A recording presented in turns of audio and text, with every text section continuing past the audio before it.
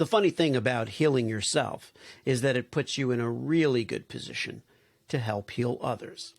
This is my conversation with Melissa DaSilva. What if the truth came in a gel cap and we could just pop it in our mouths and forget about it? Well, it doesn't, and we can't. But we can laugh in the face of reality while plotting our survival. Welcome to the Truth Tastes Funny podcast. I am your host, Hirsch Redpoon, and if my guests can handle the truth, so can you. Open wide, folks. Here it comes.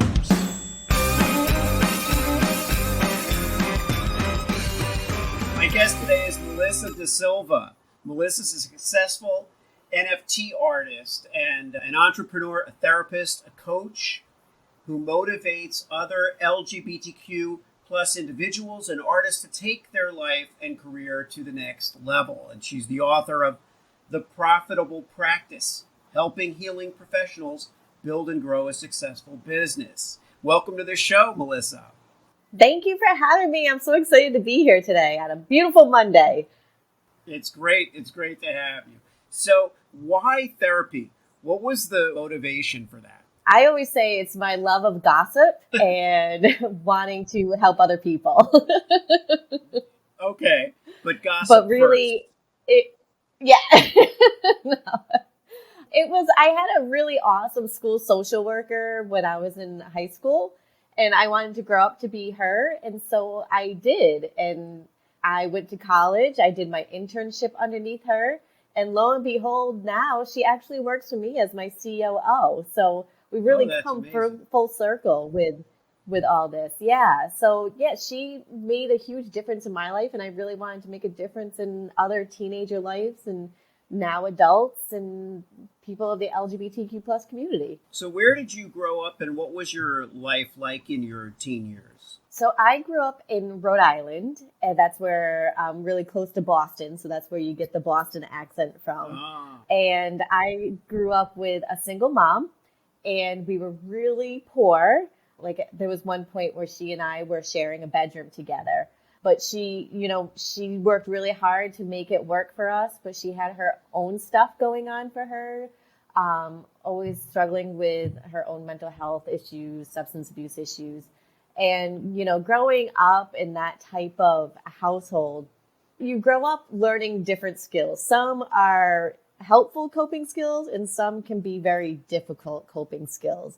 And still, as an adult now, I'm still trying to untrain myself from some of those coping skills. But, I grew up learning, and I was an only child too. So I always say, like, my mom's crazy all fell on me. I didn't have anybody to share the craziness with.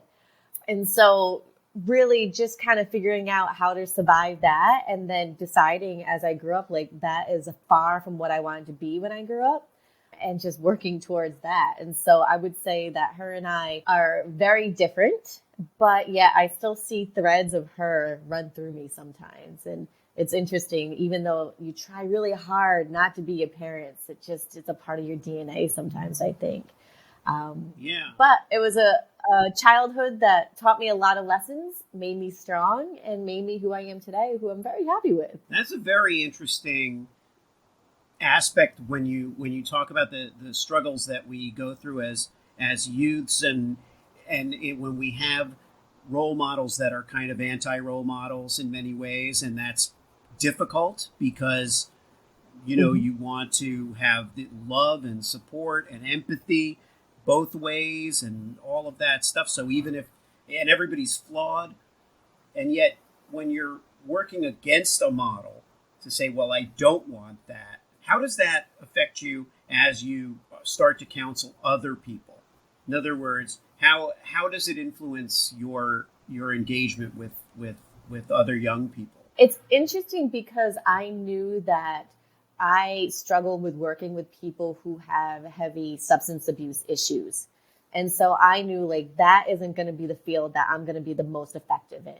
I know that I work really well with people in adolescence who have anxiety, depression, OCD. I really focus in with individuals who are identify as transgender.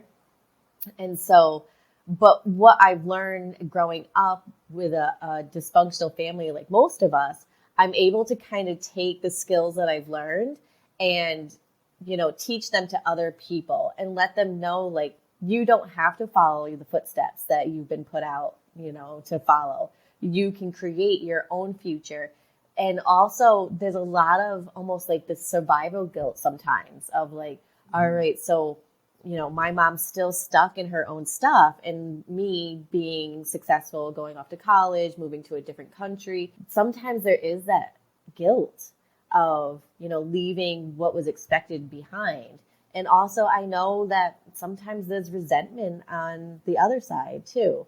And having to work through that this is my journey and this is the journey that I've created. And not everybody's going to be happy with it, but it's me that has to deal with me at the end of the day. And that's what matters in my journey right now. Do you ever work with parents and children, together? Yeah, sometimes I do. Yeah. And sometimes you just have to let their parents know, like, your kids are going to be okay.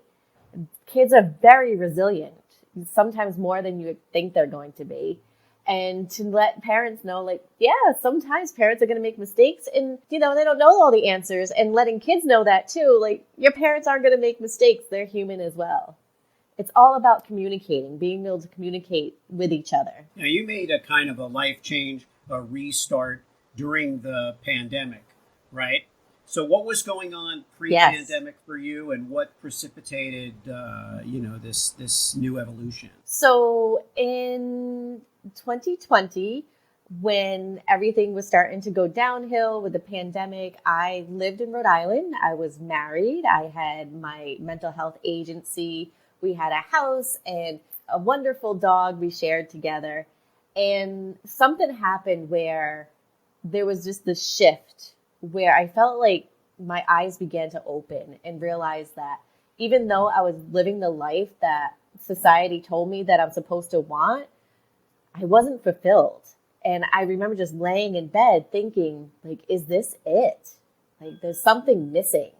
And so I realized, like, after being with my husband at the time for 14 years, it wasn't something that I was willing to go with for another 14 years or 20 years. Right. It wasn't my life partner.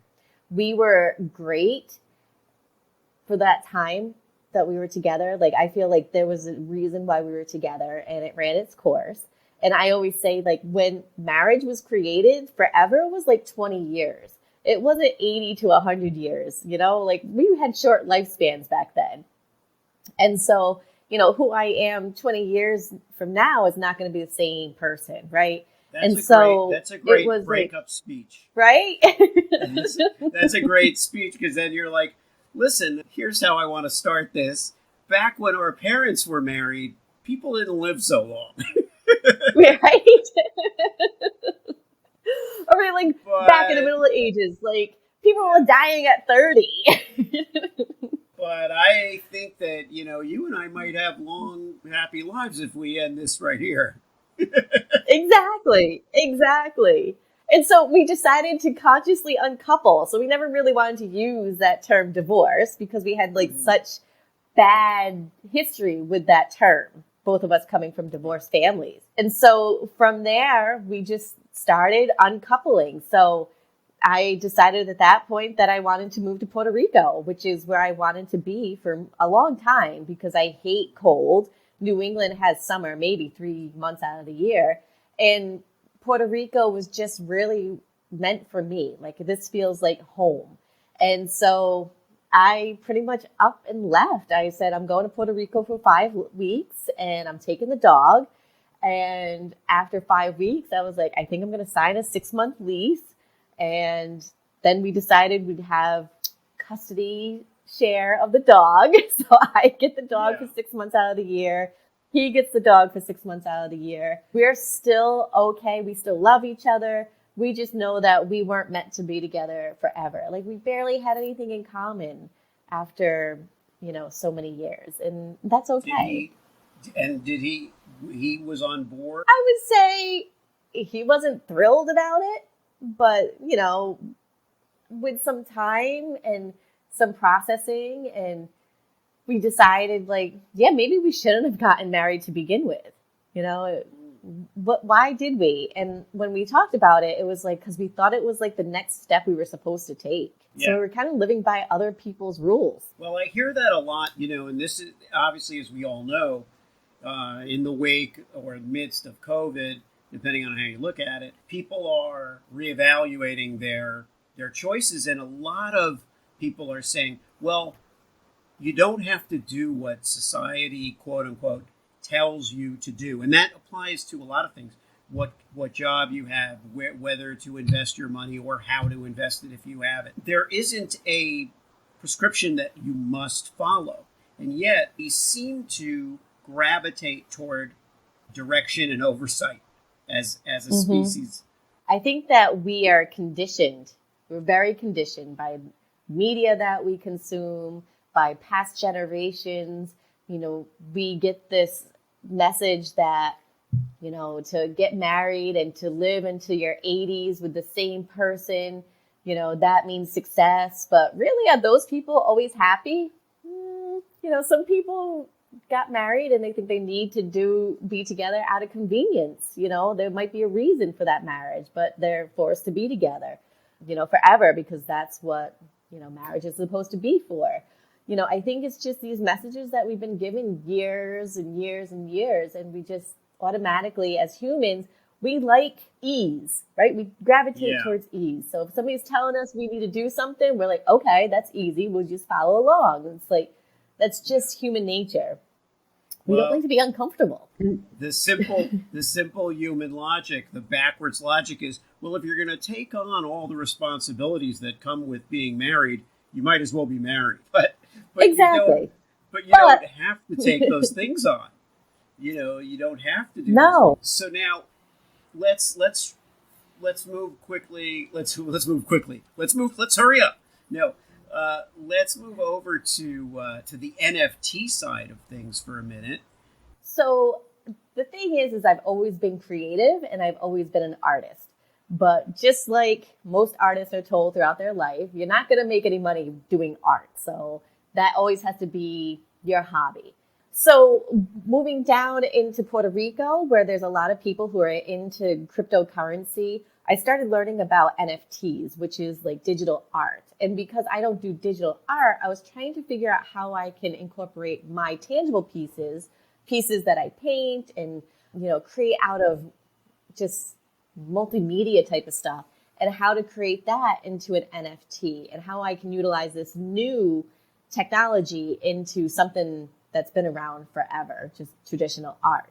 And with that, I learned that I can create a piece, take a digital copy of it, put it on the blockchain and sell it. And I have figured out how people who can buy the digital piece of it, but then they also get the real piece that they can hang in their house, which is what makes sense to me and most artists.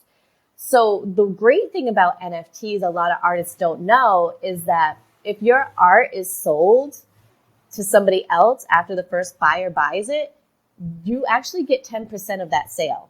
So if your art is sold 100 times, you get 10% of each one of those sales, which is really great for artists because usually it's like once you sell it, that's it. That piece of art's gone into the world and you never get anything back from it. So that's why NFTs have been really neat, is because we can continue to get the royalties from future sales.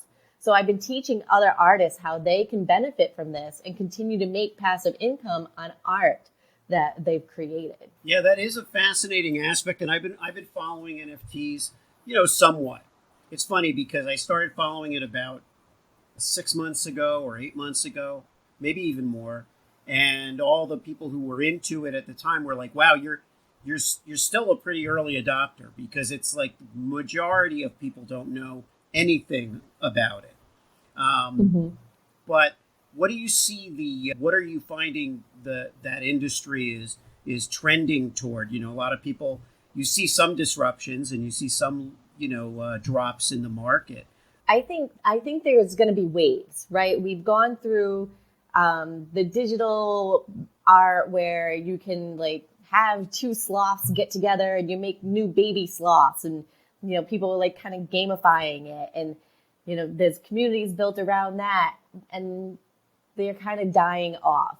Then we find that there's people getting into these new digital virtual reality worlds. And I think that is going to continue, because if we think back maybe like 10, 15 years, we were getting into that back when we were doing The Sims, right? We were creating these alternate realities. And so this is definitely something that we as humans want, because we keep on coming back to this alternate reality that we want to be a part of. And NFTs are a big part of that now, where you can purchase things for your alternate life, and art being one of them. But with tangible art, with real estate, NFTs are really going to start playing a role in that, because it's a public digital ledger that everybody can see who created it and who owns it and who has owned it, and actually how much is that piece of art worth. So it's going to continue to evolve. It's going to do some shifting as we get better in technology. But I believe that, especially for the art that I'm creating, other artists are creating and making into NFTs, it's going to have a longevity, because it's been proven to be something that we've wanted since the beginning of time. Art, you can see it in museums. It's going to be around until the end of time. And so the NFTs is just another factor that's coming into that world. And it definitely benefits the artist, which is a great equalizer in many ways, and a balance for artists. Because like you, I was always artistic. In my case, it was performing, comedy, stuff like that, writing. But I heard the same things over and over again about the arts not being a job, which just didn't make any sense historically or otherwise. But it gets drilled into our heads one way or another. By if our parents don't do that, then someone else does, or there's a teacher who does, or and there's people who go the other way. But it's silly. It's a silly concept that someone who creates art shouldn't make a living at it. That's one thing. But in terms of the world that we live in, when you were referencing, the metaverse and people having an alternate, a virtual life, in a way you can't help but think, well, part of it is that the world is so shitty right now that they're like thinking, I need to have a life outside of the real world. Or they're thinking, climate change, the world will become less livable. So there's a little bit of a darker psychology at play that's isolating us in a different way. Like, we're perhaps connecting online or, on Discord, or we're connecting, but we're giving up our piece of the real world. I'm pretty sure we're going to muck up the virtual world too. I mean, we're just really good at that, right? Yeah. Good point. I mean, I've already heard stories of people feeling like they're being, sexually assaulted in the metaverse, being inappropriately touched in the metaverse by other people who are in the metaverse. It's like, even in the virtual world, we can't behave ourselves. So, I'm sure there's going to be some weird stuff going on over there. But yeah, I think that, it's a shame that we are almost disconnecting from the real world to be into this alternate world. I think that other mental health stuff is going to start coming up from that too. I mean, we're all plugged in all day long with our phones and computers and work and stuff like that. And, I think that we're going to find that even though people say we're connected, we have community, there's still this feeling of disconnection, right? We still need other human energy, human touch. And I think we're going to start seeing people are really struggling with feelings of isolation, even though we're connected online so much. You mentioned that the people being molested and accosted in a virtual world, which has a really it's just very unsettling. At the same time, it makes perfect sense that people who are in real life offenders are offenders virtually. I can imagine that there might be someone who's not permitted within 500 yards of their own computer because they might offend, they might touch somebody inappropriately, but psychologically it's still traumatic. So Yeah. I watched a documentary, the George Carlin documentary that Judd Apatow did, and I'm watching some of that and looking at historically what was going on in the '60s. Weird tragedy, trauma, madness, and war and power hunger is not new to the Nope. human experience. But what does change are the things that we're perceptive about. So, for example, with LGBTQ plus, with these communities, what's the tone right now? Because it's so hard to gauge in the United States politically where people really are at, because it seems so hard to. You can see bad things happen, and you can see good things happen, and then you see a rollback on the good stuff, or a pushback on the bad stuff. So, is there an overall mood or feeling that you get from the community and the people you're working with? I think the overall feeling is that we're never going to be 100% safe, not 100% equal, whether it's marriage equality or having books that represent our, identities in schools and libraries. I mean, it's just like once we think that, we're making progress, then things can easily be turned back. And so I think there's this feeling of nothing's ever going to be 100% equal and safe for the community, because we continue to see this ebb and flow. Yeah. And do you have an upcoming show that is in the works? Yes, so I have my season. Well, it's called Chit Chat with the Queer and Creative. And so it's a podcast where I'm doing season 2, where I'm interviewing other individuals who are creative or queer or allies who are doing pretty amazing things. And a lot of them actually are in the NFT world. It seems like there's a lot of individuals who identify as LGBTQ plus who are artistic. And it's almost like it's a way of creating our own reality of, something that we can create and control. And so I have a lot of guests who are doing some really amazing creative things, from creating gender-free clothing line to writing books about being, a sex slave. So it's a really interesting show where I have interesting guests come on and talk about the creative things they're doing. Actually sent me some, flat front jock straps. Okay. So it was like interesting, super cute, love them. So it's pretty much just a piece of cloth in the front. That's it. Flat front jock strap. That sounds like it could be a good thing or it could be an insult. Like you guys could see somebody saying, "You flat front jock strap, what the hell are you doing?" Like where somebody's saying, I have a flat front jock strap, and the other person saying, "Well, that can be fixed. That can be corrected." Yes. Yeah, I was born with a flat front. I was born with a flat front jock strap.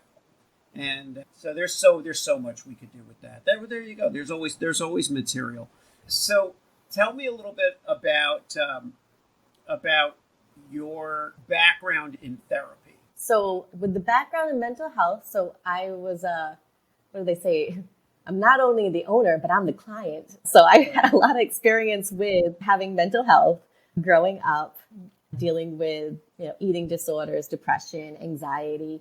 Also dealing with a learning disability, figuring out how to navigate that, and then realizing that, I have a knack for it. I'm a helper, I'm a healer at heart, and deciding like that is the journey that I want to take. And so I decided to go to college to be a social worker. And then I love doing social work because you really get this sense of you can do individual work, but you also have classes and they teach you about the macro stuff. So working with systems and communities of how to make change happen.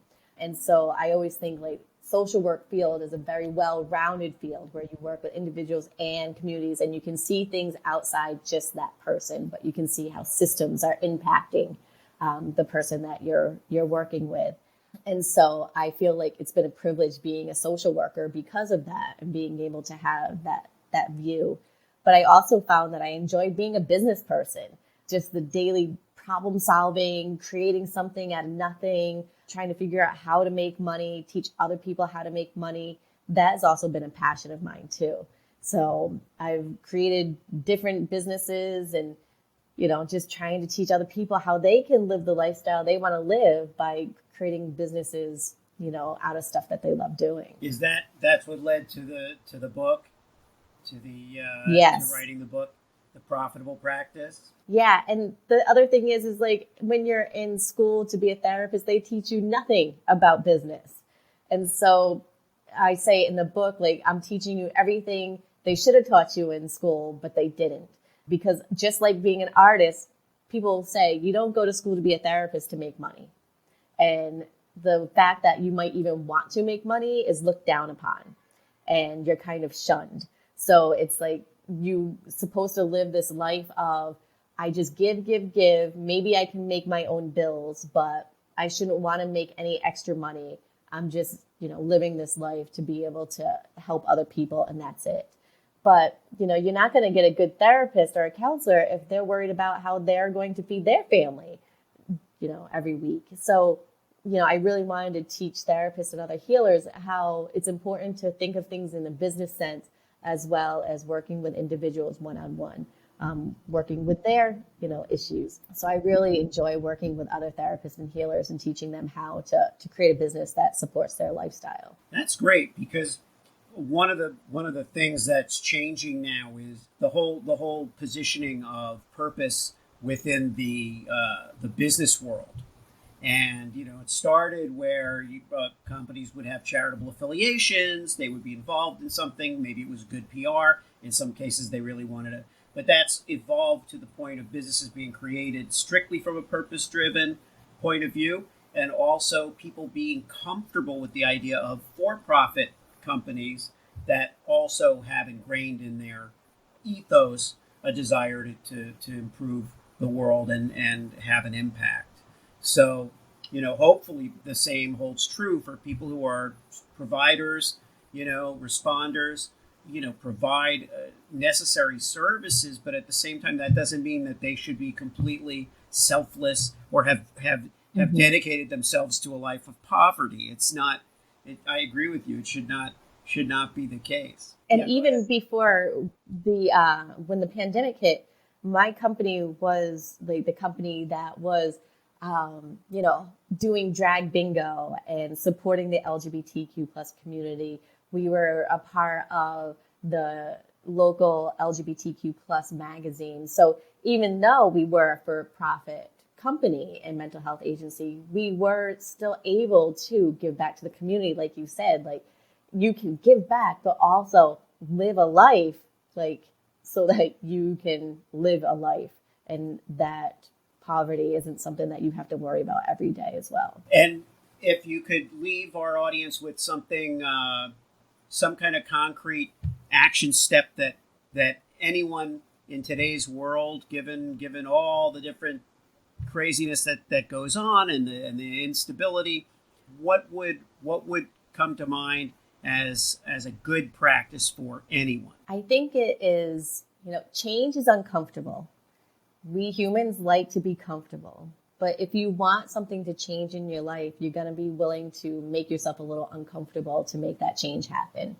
And so if you're thinking about that career change or you're thinking about that life change, be prepared. It's going to be uncomfortable, but it's going to be okay. You're not going to allow yourself to fail because that's just a part of human nature too. We're survivors. And to find that support, that network that's going to help you and be supportive of that change that you want to make. Because you can always find somebody that's going to say, no, it's not going to work. You need to find that person that's going to be like, yes, you can do this. I love that. Thanks so much for tuning into Truth Tastes Funny. If you enjoyed the experience, please leave a 5-star review and share this podcast with your friends.